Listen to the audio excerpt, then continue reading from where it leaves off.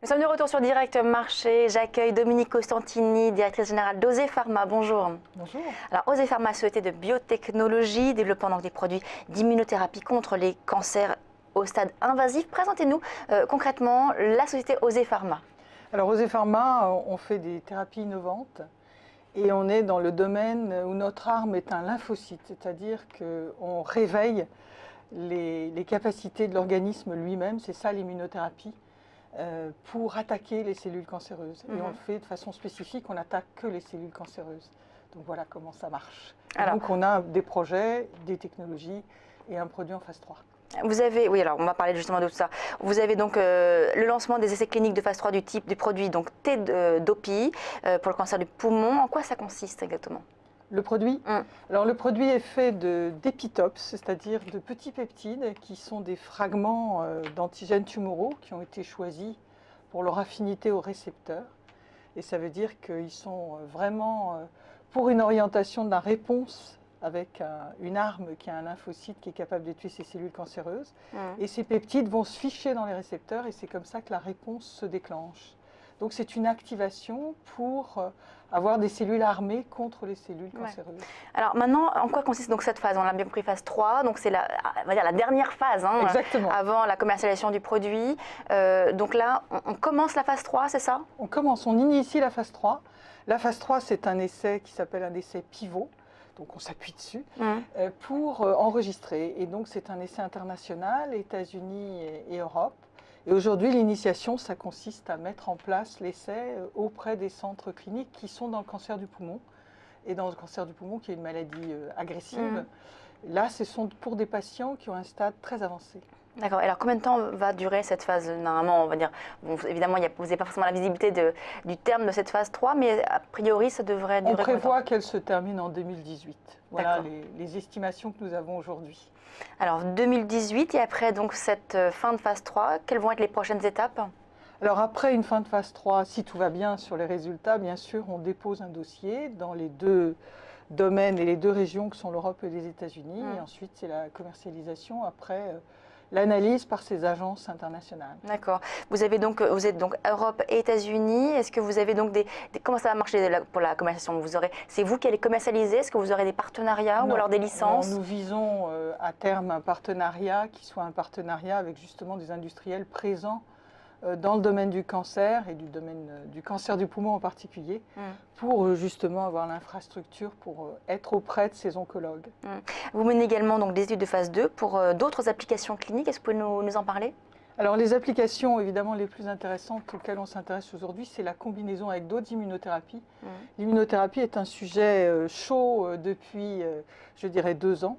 Et donc il y a maintenant des produits qui arrivent sur le marché qui ont transformé en fait la vision que les gens avaient de l'immunothérapie, puisque ça devient une réalité clinique. C'est-à-dire qu'avant, il n'y avait que la chimiothérapie, maintenant, on peut penser immunothérapie.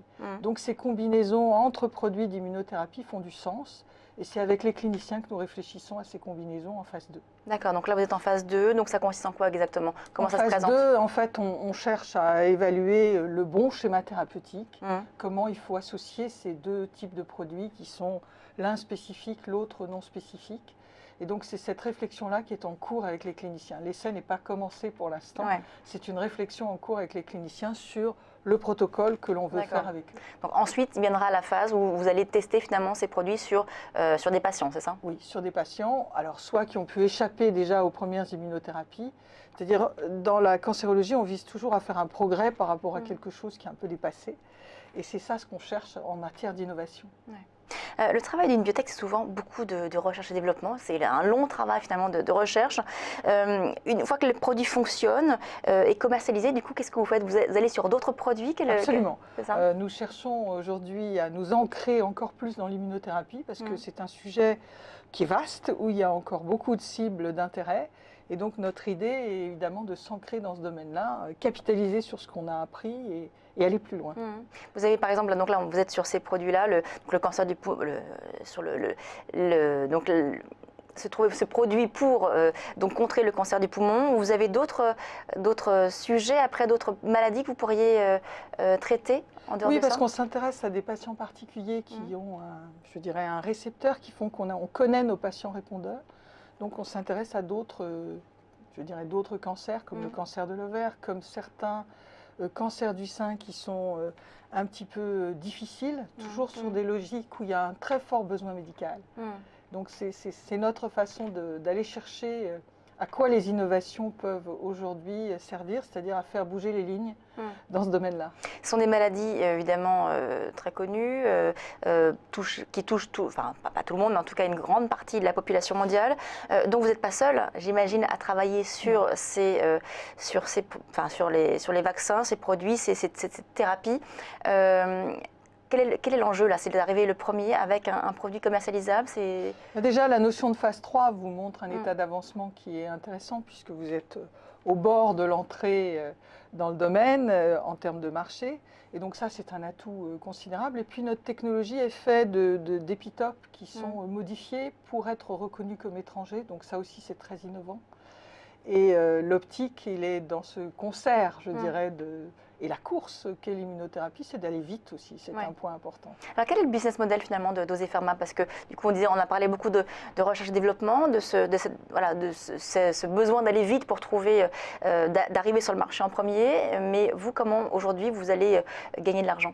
Alors la logique de la biotech en termes de possibilités de financement et possibilités aussi de revenus, c'est l'accord industriel, c'est-à-dire que beaucoup de sociétés pharmaceutiques cherchent en biotech comment compléter leur portefeuille pour avoir justement une meilleure assise dans un domaine et être plus présent encore auprès de certains, je dirais, praticiens. Donc c'est ça le modèle, c'est d'être dans une logique d'accord industriel. Et vous prévoyez donc de faire du chiffre d'affaires? Est-ce que vous avez, comment est-ce que vous allez justement faire du chiffre d'affaires? Est-ce que ça va être par l'accord industriel? L'accord industriel qui est pour nous des accords qui peuvent être par région, assez différents en Asie, en Europe et aux États-Unis. Donc ces accords-là permettent à des sociétés de biotech de progresser et d'avoir des revenus qui permettent d'avoir d'autres innovations et de continuer dans ce domaine-là. Aujourd'hui, vous avez justement ces accords industriels qui sont proches. Alors on a commencé par un pays qui est petit, qui est Israël, mais qui connaît bien l'immunologie et l'immunothérapie. Dans notre idée, c'était aussi une validation de tout notre modèle, puisqu'ils s'appuient sur le même type d'essai. Ils ne vont pas faire d'essai eux-mêmes, ils s'appuient sur notre essai qui commence. Donc c'était la première étape. Ensuite, on n'est pas pressé, mais aujourd'hui, on s'intéresse bien sûr au meilleur partenaire possible, c'est-à-dire un partenaire qui peut prendre ce produit dans son portefeuille, mais le mettre en bonne place. Ouais. Donc par exemple, vous avez des partenaires cibles par exemple pour l'Europe ou les États-Unis, dont on a parlé pour le Tedopi là, qui est en phase 3? Alors aujourd'hui, je dirais tous ceux qui sont dans le domaine du cancer s'intéressent à l'immunothérapie. Donc on voit quand on arrive dans les congrès, le sourire des gens en disant « Ah, vous êtes en immunothérapie ». Donc c'est une chance. Maintenant, il y a beaucoup de compétition, donc il faut être, encore une fois, la vitesse va primer pour ces aspects-là, et je pense que notre meilleur atout, c'est notre phase 3. Ouais. Dosé Pharma s'est introduit en bourse donc en mars 2015, donc c'est tout récent.